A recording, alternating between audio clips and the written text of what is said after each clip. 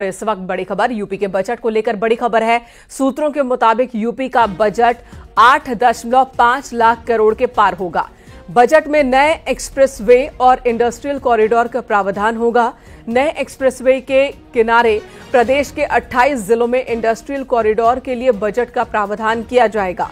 UP विधानसभा का budget सत्र 18 फरवरी से शुरू होना है। 8.5 लाख करोड़ रुपए का बजट पेश किया जाएगा। यूपी में ये बड़ी खबर आ रही है इस वक्त। पहले इस बात की जानकारी आई थी कि अब तक का सबसे बड़ा बजट होगा यूपी का। हर साल बजट सेशन में बजट का आकार यूपी में बढ़ता हुआ इस बार 8.5 लाख करोड़ के पार बजट होगा, ये बताया जा रहा है।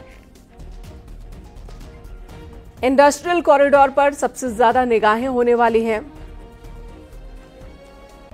28 जिलों में इंडस्ट्रियल कॉरिडोर के निर्माण का प्रावधान रखा जाएगा। संकेत आनंद हमारे सहयोगी इस वक्त हमारे साथ जुड़ चुके हैं। संकेत मिश्रा, संकेत ये बताएं, नए बजट के आकार में तो इजाफा हो रहा है हर साल की तरह ही इस बार भी। कौन कौन से एरियाज हैं जिस पर सबसे ज्यादा नजर होगी बजट में? देखिए, 18 फरवरी से यूपी सरकार का जो बजट सत्र है वो शुरू होगा और 20 फरवरी को बजट पेश किया जाएगा। और ये जो बजट पेश किया जाएगा ये लगभग 8.5 लाख करोड़ का पार का ये बजट होगा। जाहिर सी बात है कि जिस तरीके से जो पिछला बजट था 2024-25 का 7 लाख करोड़ के लगभग, तो ऐसे में ये बजट काफी भारी भरकम बजट होगा। और केंद्र का जो बजट आया है उससे इस बजट को पेश करने में और इसके आकार में बढ़ोतरी करना प्रेरित करने वाली बात जैसी है, क्योंकि केंद्र का बजट से उत्तर प्रदेश को बड़ा लाभ मिला है। 3 लाख करोड़ से ज्यादा का लाभ उत्तर प्रदेश को सीधे तौर पर है अलग अलग योजनाओं में। तो योगी सरकार गरीब, किसान, महिलाएं समेत तमाम, चाहे वो इंडस्ट्री से जुड़े हुए और विकास योजनाओं से जुड़े हुए जो नए कॉरिडोर बनाने हैं, एक्सप्रेसवे बनाने हैं, उनके लिए इस बजट का ये रखा जाएगा। और तमाम जो योजनाएं हैं उनके लिए खर्च की व्यवस्था इस बजट में की जाएगी। इसमें हर तबके को साधने की कोशिश होगी योगी सरकार की कि सभी तबकों को लाभ मिले, जैसा कि पिछली लगातार बजट सेशन से योगी सरकार करती आ रही है। लेकिन इस बार जो इंडस्ट्रियल कॉरिडोर है उसमें 28 जिलों से ये जुड़ने वाला जो कॉरिडोर होगा 29 स्थान होंगे। तो ऐसे में इस कॉरिडोर के लिए भी बजट की व्यवस्था की जाएगी। इससे औद्योगिक गलियारे के रूप में इसे विकसित किया जाएगा, जिससे उद्योगों को बढ़ावा मिलेगा और जो रोजगार है वो भी बढ़ेगा। योगी सरकार का ये बजट जो राज्य की जीडीपी है उसमें भी इस बजट से इजाफे की कोशिश होगी और ये प्रयास योगी सरकार का होगा। मुख्यमंत्री योगी आदित्यनाथ ने अफसरों को निर्देश दिए थे और सभी वित्त विभाग समेत तमाम जो विभाग है वो बजट सत्र की तैयारियों में जुट गए हैं और इस दिशा में तैयारी कर रहे हैं। धन्यवाद संकेत, इस वक्त पूरी जानकारी देने के लिए। आप नजर बनाकर रखिएगा और दोबारा आपके पास आती हूँ क्योंकि अगली खबर भी ऐसी जिस पर आपका रिएक्शन चाहिए। फिलहाल बजट सत्र की बात हो रही है और 8.5 लाख करोड़ से ज्यादा का बजट का आकार होगा यूपी में।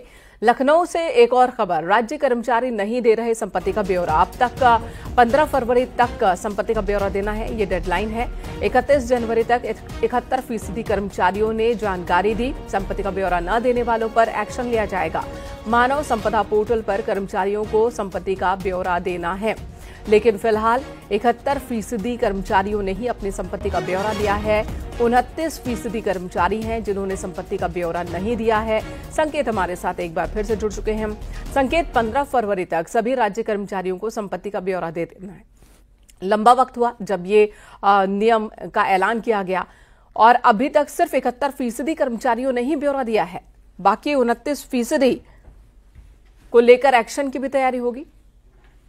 देखिए, संपत्ति का ब्यौरा देने के लिए सरकार ने सीधे तौर पर निर्देश दिए हैं कि सभी जो राज्य कर्मचारी हैं वो मानव संपदा पोर्टल पर अपनी संपत्ति का ब्यौरा डालें।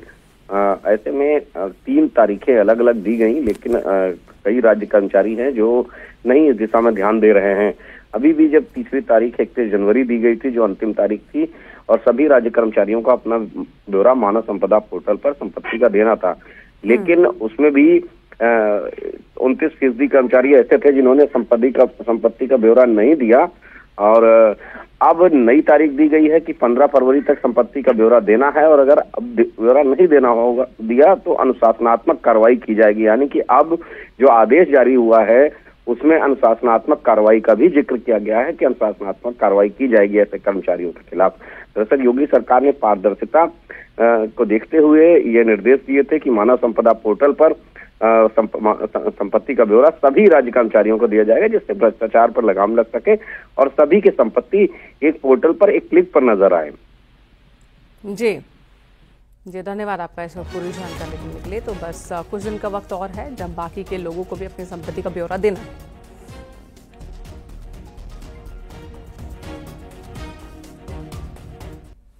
नोएडा में एक बार फिर स्कूल को बम से उड़ाने की धमकी मिली है। सेक्टर 168 स्थित शिव नाडार स्कूल को धमकी मिली है। धमकी मिलने के बाद स्कूल मैनेजमेंट के छात्रों को घर वापस भेजा मैनेजमेंट ने। सूचना मिलने पर पुलिस टीम मौके पर पहुंची, डॉग स्क्वाड भी बुलाया गया। पुलिस वहां पर बारीकी से जांच पड़ताल कर रही है। इससे पहले भी 2 स्कूलों को बम से उड़ाने की धमकी मिली थी, लेकिन उस मामले में जांच पड़ताल में पुलिस ने एक लड़की को हिरासत में लिया जो कि स्कूल की स्टूडेंट है। वो स्कूल नहीं आना चाहती थी, स्कूल में छुट्टी करना चाहती थी और इसलिए उसने इस तरह की धमकी वाला मेल किया था। गूगल से मेल निकाला था, कंटेंट भी गूगल से ही निकाला था। पुलिस ने उसे हिरासत में लिया था, लेकिन अब एक बार फिर एक दूसरे स्कूल को धमकी मिली है बम से उड़ाने की।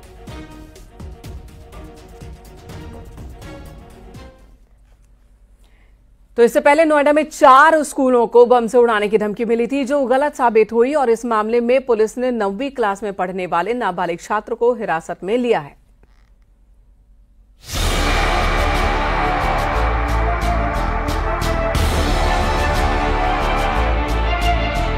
काफी समय से दिल्ली एनसीआर के कई स्कूलों को बम से उड़ाने की धमकी लगातार मिलती आ रही है।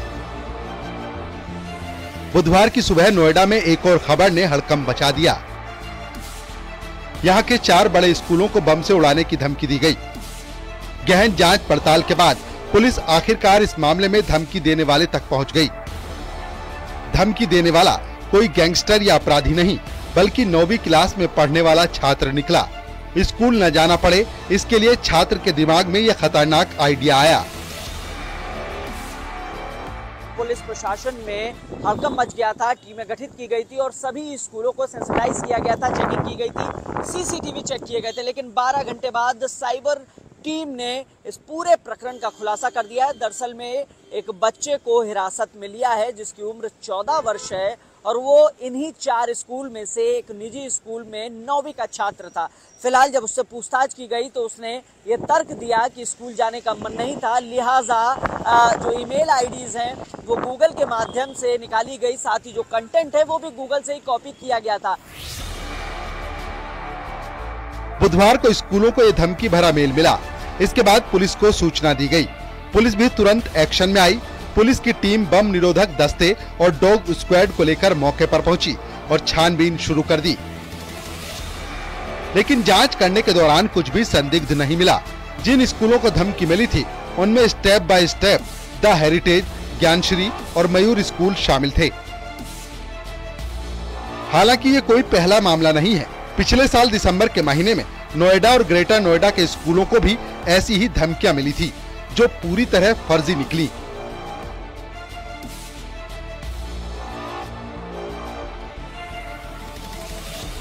पुलिस का कहना है कि इससे पहले भी जो घटनाएं हुई हैं, जो मेल आए थे स्कूलों को बम से उड़ाने की, उसका डोमेन रशिया है, लिहाजा अभी उसमें पत्राचार चल रहा है और आने वाले वक्त में उसमें भी कार्रवाई की जाएगी। कैमरामैन विपिन के साथ हिमांशु शुक्ला, न्यूज़ 18 नोएडा। गाजियाबाद में गौ तस्करों के साथ एनकाउंटर में 2 इनामी बदमाश घायल हो गए। ट्रॉनिका सिटी इलाके में यह एनकाउंटर हुआ। पुलिस को सूचना मिली थी कि बाइक सवार 2 संदिग्ध गौ तस्कर जा रहे हैं।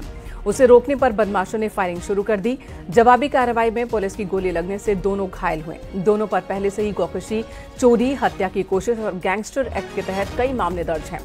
इन बदमाशों के पास से अवैध हथियार बरामद किए गए।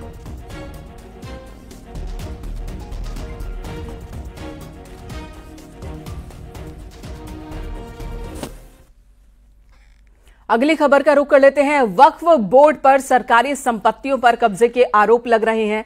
रामपुर में 396 हेक्टेयर सरकारी जमीन वक्फ की प्रॉपर्टी है। डीएम जोगिंदर सिंह ने कहा कि जिला प्रशासन ने 3,365 वक्फ संपत्तियों का वेरिफिकेशन कराया। इन संपत्तियों में से 2,363 यानी कि तकरीबन 70% सरकारी संपत्तियां हैं।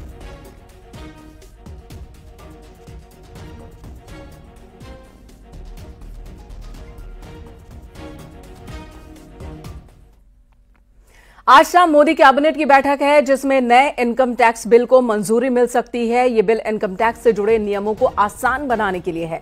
इसमें कई प्रावधान ऐसे भी किए जा सकते हैं जिसे लागू होने के बाद इनकम टैक्स में राहत के लिए बजट तक का इंतजार नहीं करना होगा और न ही इनकम टैक्स एक्ट में संशोधन करने की जरूरत होगी। कैबिनेट से मंजूरी मिलने के बाद सोमवार को लोकसभा में पेश किया जा सकता है ये बिल और इसे स्टैंडिंग कमेटी के पास भेजा जा सकता है।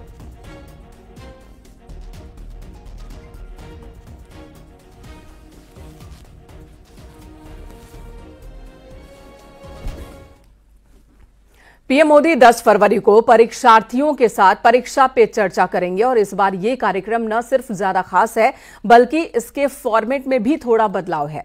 दरअसल इस बार पीएम मोदी के अलावा अलग अलग क्षेत्र के एक्सपर्ट्स और सेलिब्रिटीज भी छात्रों को स्पेशल टिप्स देते दिखाई देंगे। नमस्ते जी। मकर संक्रांति में क्या खाते हैं? तिल गुड़। एक ही लेना ऐसा नियम नहीं है। प्रधानमंत्री नरेंद्र मोदी हर साल परीक्षार्थियों के साथ न सिर्फ संवाद करते हैं बल्कि एग्जाम के तनाव से दूर रहने और कामयाबी की तरफ कैसे कदम बढ़ाएं इसे लेकर टिप्स देते हैं।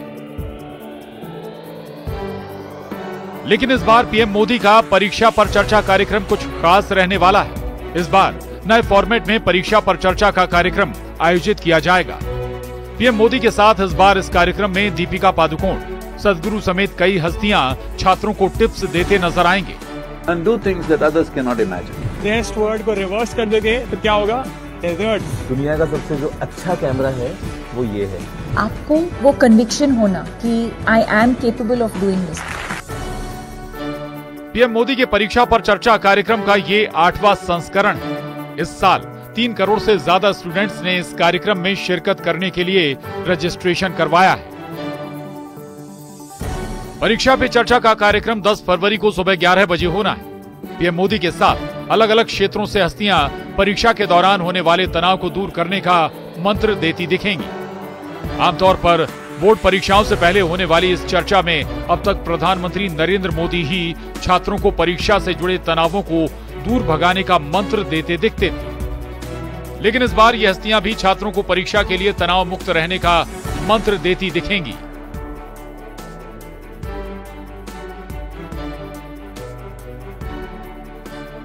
इस बार परीक्षा पे चर्चा ने रजिस्ट्रेशन के सारे रिकॉर्ड को तोड़ दिया है। केंद्र सरकार की ओर से जारी आंकड़ों के मुताबिक इस कार्यक्रम के लिए 3.6 करोड़ लोगों ने रजिस्ट्रेशन कराया।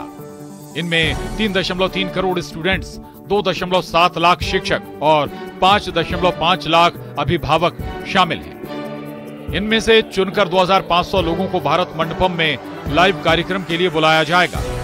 फिर इन 2500 में से टॉप 10 लीजेंडरी एग्जामिनेशन वॉरियर्स को प्रधानमंत्री के आवास पर जाने का मौका भी मिलेगा। Bureau report, news 18।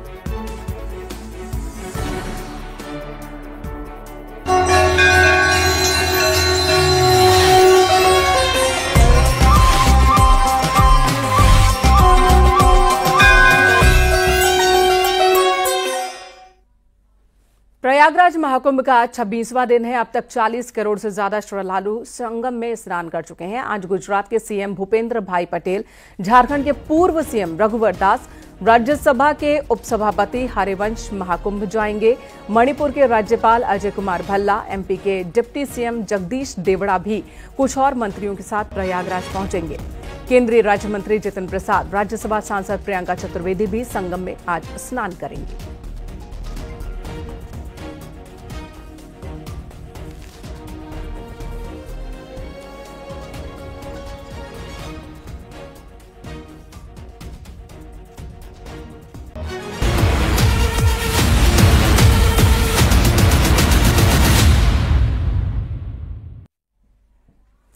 एक्सिस माई इंडिया के पोल में बीजेपी को बढ़त है। एक्सिस के पोल में बीजेपी को 45 से 55 सीट का अनुमान है, यानी कि इस पोल के मुताबिक आम आदमी पार्टी को 20 सीट का ही अनुमान जताया जा रहा है। एक्सिस पोल के मुताबिक कांग्रेस को एक भी सीट नहीं मिल रही है। 9 एग्जिट पोल के नतीजों में बीजेपी आगे दिख रही है। अब तक 10 एग्जिट पोल के नतीजे सामने आए हैं। दिल्ली चुनाव के लिए एग्जिट पोल के नतीजे 10 में से 9 में बीजेपी आगे दिख रही है और एक्सिस माई इंडिया के एग्जिट पोल में बीजेपी की सरकार बनती दिख रही है। 45 से 55 सीट बीजेपी के खाते में जाते दिख रहे हैं, यानी कि जो जादुई फिगर है उससे कहीं ज्यादा बीजेपी को मिलता एक्सिस माई इंडिया के एग्जिट पोल में दिख रहा है। और यही वजह है कि बीजेपी के तमाम नेता दिल्ली में काफी उत्साहित दिख रहे हैं एग्जिट पोल की वजह से। और वहीं आम आदमी पार्टी के नेताओं का कहना है कि एग्जिट पोल के तमाम जो नतीजे हैं वो उलट जाएंगे। जब एक्चुअल नतीजे सामने आएंगे तब आम आदमी पार्टी की ही एक बार फिर से सरकार बनेगी। ये रिएक्शन है आम आदमी पार्टी के तमाम नेताओं का। एक्सिस माई इंडिया की ओर से जो नतीजे सामने आए हैं, यानी कि 10 में से 9 में बीजेपी को बढ़त दिल्ली में दिखाई जा रही है। राष्ट्रपति भवन में आने वाले कुछ दिनों में ऐसा होने जा रहा है जो आज तक नहीं हुआ। यहां एक शादी समारोह होगा। राष्ट्रपति द्रौपदी मुर्मू की परमिशन के बाद यहां शादी की मेजबानी होगी।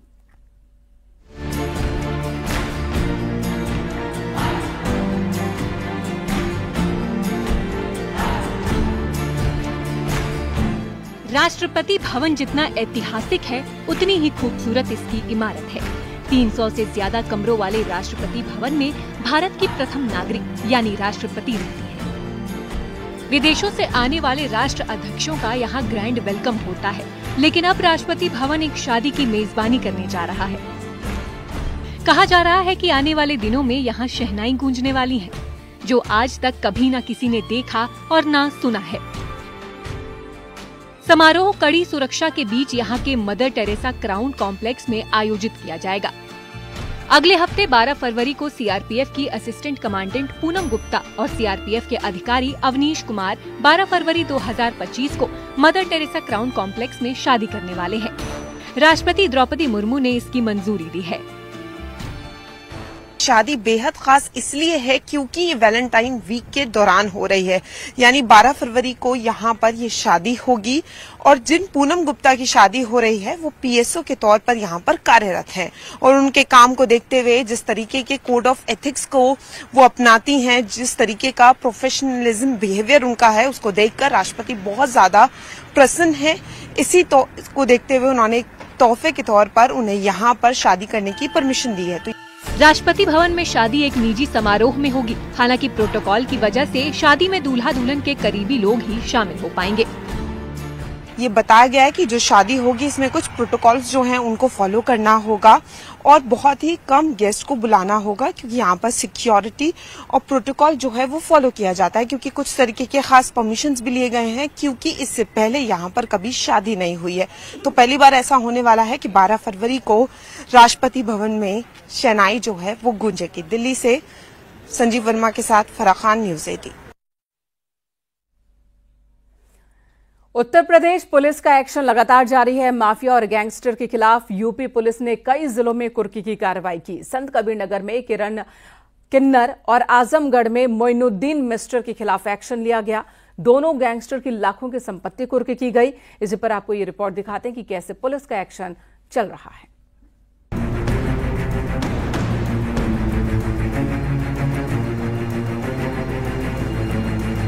यूपी पुलिस माफिया और गैंगस्टर के खिलाफ लगातार अभियान चला रही है। अलग अलग जिलों में पुलिस का एक्शन दिख रहा है। संत कबीर नगर में गोरखपुर पुलिस ने गैंगस्टर किरण किन्नर की 25 लाख की संपत्ति कुर्क कर ली है। किरण किन्नर पर गोरखपुर में डकैती, गुंडा एक्ट और असामाजिक गतिविधियों में शामिल होने के कई मुकदमे दर्ज हैं। गोरखपुर के डीएम के आदेश पर सहजनवा थाने की पुलिस और फैलाबाद की नायब तहसीलदार प्रियंका त्रिपाठी आरोपी किरण किन्नर के आवास पर पहुंची। आरोपी किरण किन्नर के ऊपर हत्या के प्रयास समेत कई मामले दर्ज हैं। किरण किन्नर पर सिर्फ डकैती ही नहीं बल्कि हत्या की कोशिश जैसे गंभीर आरोप भी हैं। सहजनवा में इलाके के बंटवारे के विवाद में तानिया किन्नर पर जानलेवा हमले के मामले में किरण को गिरफ्तार कर जेल भेज दिया गया था। जिसके बाद मुनादी कर मकान पर नोटिस चस्पा किया गया। वहीं पुलिस और प्रशासन के ज्वाइंट एक्शन में एक मकान सहित कई दूसरी संपत्तियों को कुर्क कर लिया गया। बरदहिया बाजार में बने किरण किन्नर के आवास पर पहुंचकर नोटिस चस्पा करते हुए डुग्गी मुरारी करते हुए 25 लाख के मकान की कुर्की करते नजर आई। वहीं इसके अलावा आजमगढ़ में पुलिस ने तस्कर मोइनुद्दीन उर्फ मिस्टर की 28,90,000 की संपत्ति कुर्क कर ली है। पुलिस की इस कार्रवाई के बाद तस्करों में हड़कंप मचा हुआ है। पुलिस के साथ राजस्व की टीम ने फरार चल रहे गौक तस्कर पर ये कार्रवाई की है। आरोप के मुताबिक उसने अपराध में कमाए पैसे से ये संपत्ति खरीदी थी। डीएम के आदेश पर गैंगस्टर एक्ट के तहत ये कार्रवाई की गई। आरोपी मोइनुद्दीन उर्फ मिस्टर के खिलाफ निजामाबाद और तहबरपुर थाने में तस्करी के मामले दर्ज हैं। तहसील निजामाबाद के अंतर्गत गांव धूरीपुर में उसके द्वारा कई सारी प्रॉपर्टी खरीदी गई है। उनकी जो अवैध कार्यों से अर्जित की गई है। इसकी अंतर्गत रिपोर्ट बनाकर डीएम साहब से आदेश प्राप्त किया गया, जिस आदेश के अनुपालना में कल 28,90,000 रुपए की संपत्ति को गांव धूरीपुर में जब्त किया गया है। आगे भी इसकी प्रॉपर्टियों को चिन्हित किया जा रहा है। जो भी इसके अवैध कार्यों से प्रॉपर्टी अर्जित की गई होंगी उन सभी को आगे कुर्क किया जाएगा।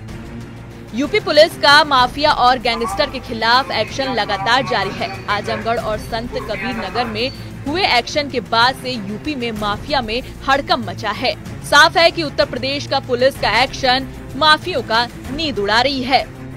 Bureau report, news 18।